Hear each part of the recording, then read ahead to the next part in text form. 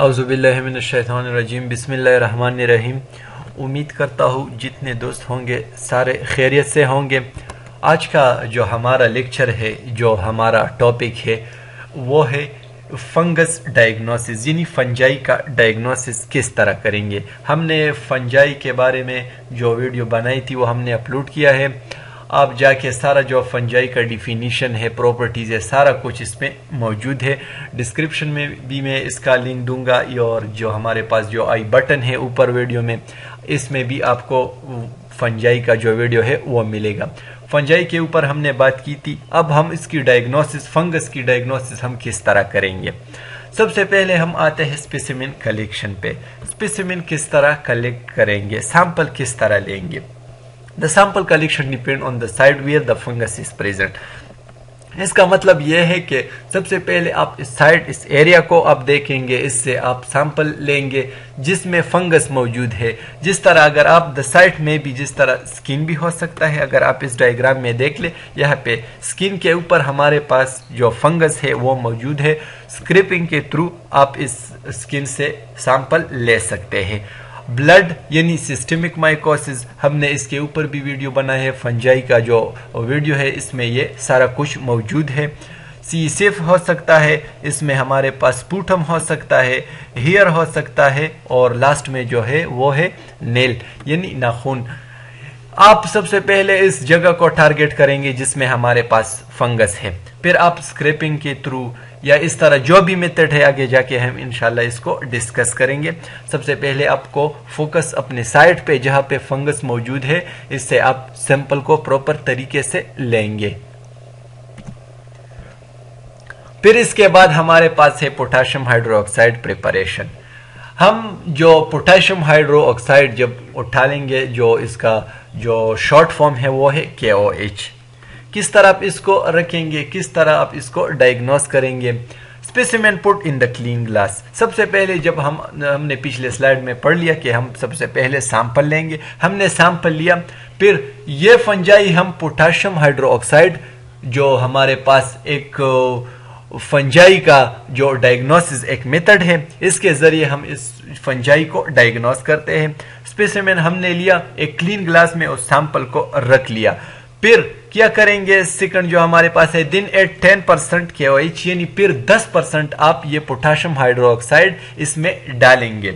अगर ये बात जहन में याद रख ले, if the sample contain more keratin then we should use 20 to 40% potassium hydroxide. अगर सैंपल में हमारे पास जिस तरह नेल हो गया, इसमें बहुत ज्यादा केराटिन मौजूद होता है, तो जब केराटिन बहुत ज्यादा हो किसी सैंपल में, तो फिर आप इस तरह करेंगे। सबसे पहले हम कितने यूज करते थे, कितने पोटेशियम हाइड्रोक्साइड हम डालते थे, 10%। अगर जिस सैंपल में केराटिन बहुत ज्यादा हो तो फिर आप 20 से लेकर 40% पोटेशियम हाइड्रोक्साइड यानी KOH लेंगे।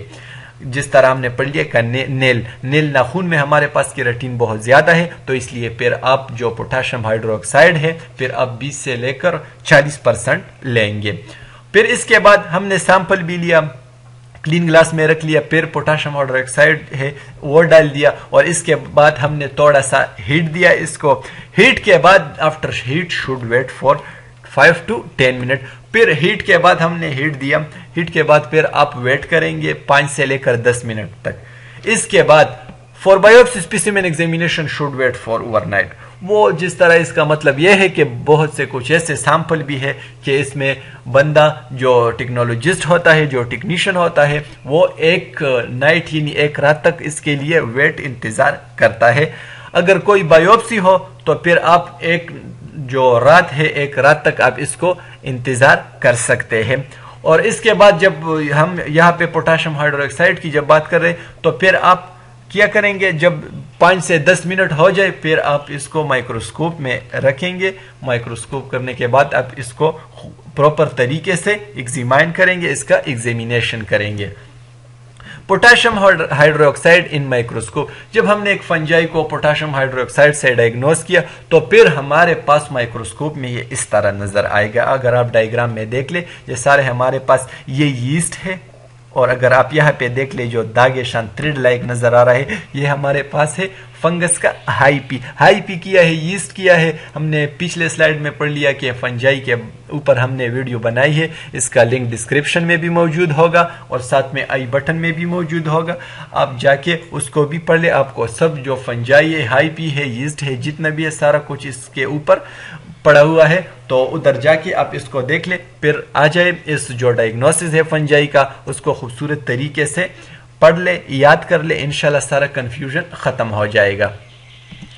और फिर इसके बाद हमारे पास जो दूसरा मेथड है, हमने वो KOH के जरिए वो डायग्नोज किया। अब जो दूसरा मेथड जो हमारे पास है वो है लिक्टोफिनोल कॉटन ब्लू माउंट। इसका मतलब ये है कि ये हमारे पास सिर्फ ये रंग देता है, ये फंजाई को सिर्फ कलर देता है, पेंट देता है। It's mount mean it's can paint or give colour to fungi. इसका मतलब है कि फंजाई को एक कलर देता है, एक रंग देता है, पेंट देता है, ये lactophenol. Then we use lactic acid, फिर हम इसमें लैक्टिक एसिड डालेंगे। सबसे पहले हमने सैंपल उठा लिया, इसमें हमने जो लैक्टिक एसिड है वो डाल दिया। लैक्टिक एसिड हम क्यों डालते हैं? Preserve fungi morphology. ये लैक्टिक एसिड हम इसलिए डालते हैं, इसलिए यूज करते हैं लिक्टोफिनोल मेथड में कि ये हमारा जो फंजाई का मॉर्फोलॉजी है, जो स्ट्रक्चर है, वो प्रिजर्व हो जाए, खराब ना हो जाए। तो खराब होने से बचाने के लिए हम लैक्टिक एसिड यूज करते हैं। Then we use phenol, it is disinfect. ये फिनोल भी हम यूज करते हैं क्योंकि ये हमारे पास डिसइंफेक्टेंट है।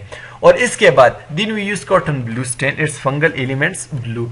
फिर हम कॉटन ब्लू स्टेन जो हमारे पास है, फिर हम ये यूज करेंगे, इसमें डालेंगे। सबसे पहले हमने उसको लैक्टिक एसिड हम इसमें डाल दिया, फिर फिनोल डाल दिया और इसमें फिर हमने कॉटन ब्लू स्टेन दिया, जिससे हमारा जो फंगस है, जो फंगल है, इसके जितने भी जो पार्ट्स है, जो बॉडी है, उसको हमने पेंट दिया। ब्लू जो हमारे पास कलर है कॉटन ब्लू, वो दिया।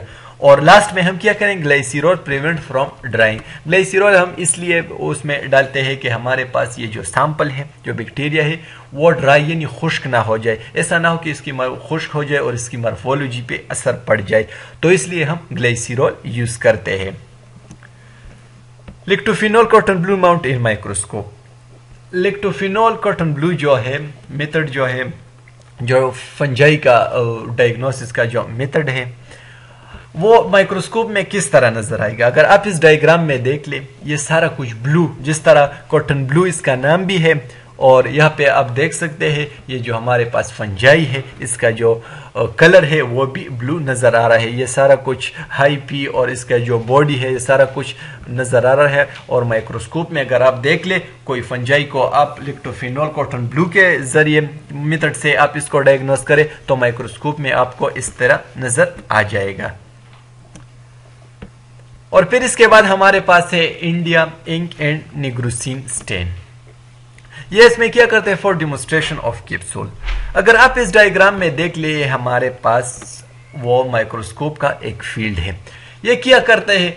सारा जितना भी अराउंड बैकग्राउंड है उसको वो कलर करता है, ब्लैक करता है, और जो फंजाई होता है, फंगस, अगर आप इसको देख ले, यहाँ पे एक कैप्सूल बनाता है। हमको ये दिखाता है कि ये जो इसने जो कलर नहीं लिया है, जो कैप्सूल की तरह पड़ा हुआ है, खाली पड़ा हुआ है, ये हमारे पास फंगस है। ये इंडिया इंक या निग्रोसिन इस तरह आपको नजर आ जाएगा। ये इस तरह नजर आता है, सारा बैकग्राउंड को ब्लैक करता है, कलर देता है, और जो फंजाई होता है उसको एक कैप्सूल की तरह उसको वही से वही खाली रह जाता है। अगर आप इस डायग्राम में देख ले, ये हमारे पास कैप्सूल है, इसका मतलब है कि ये हमारे पास फंजाई है और इसके इर्द गिर्द ये बैकग्राउंड हमने उसको इंडिया इंक दिया हुआ है। और फिर इसके बाद हमारे पास है calcofluor white stain. Calcophyll white stain is a non-specific fluorochrome that binds with cellulose and chitin contained in the cell wall of fungi and other organism।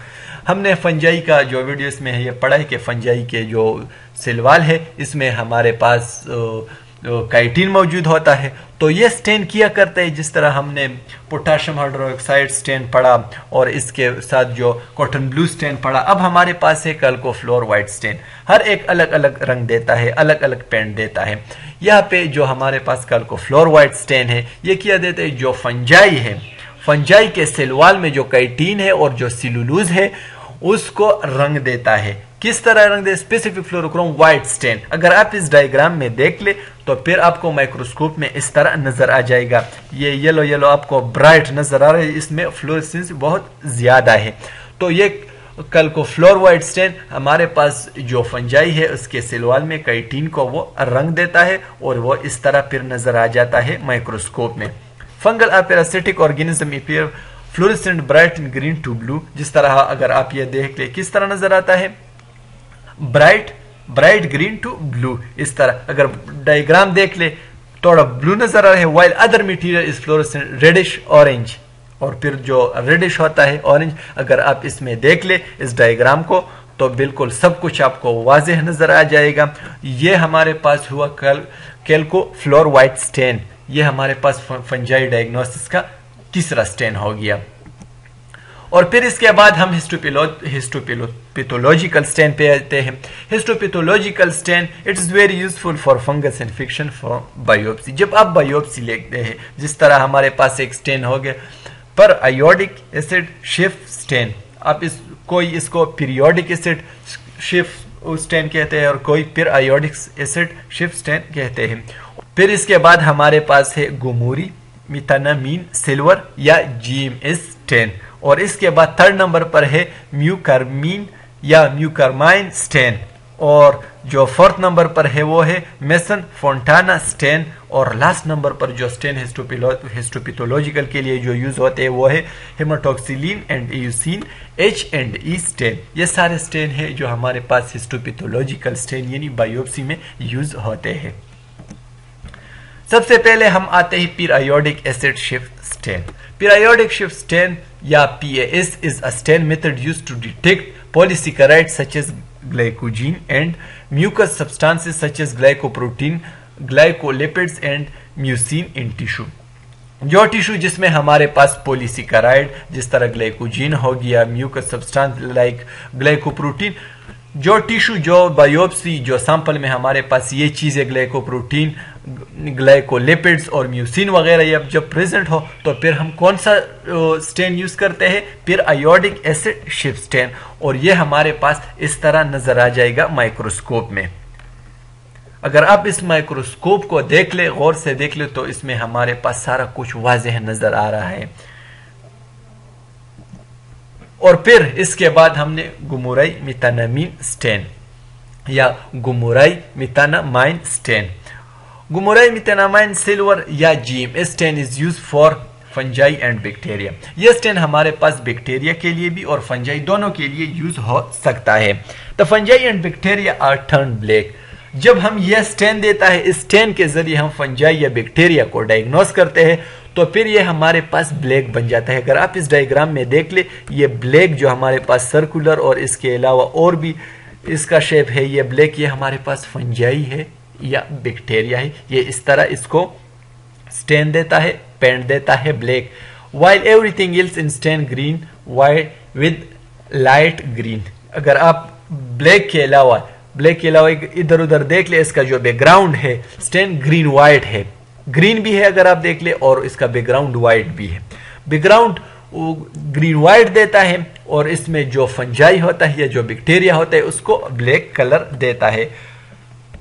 Background tissue take light और पेल ग्रीन कलर। जिस तरह हमने पढ़ लिया, या तो इसका पेल green colour होगा या ग्रीन लाइट होगा। अगर आप इस डायग्राम को गौर से देख ले तो हमारे पास ये ब्लैक जो है वो हमारे पास बैक्टीरिया या फंजाई है, और जो इसके अलावा जो बैकग्राउंड है ये हमारे पास वही गुमुराई मिथानामाइन स्टेन की वजह से इसका बैकग्राउंड इसका पेल ग्रीन हो गया है या ग्रीन लाइट ग्रीन हो गया है।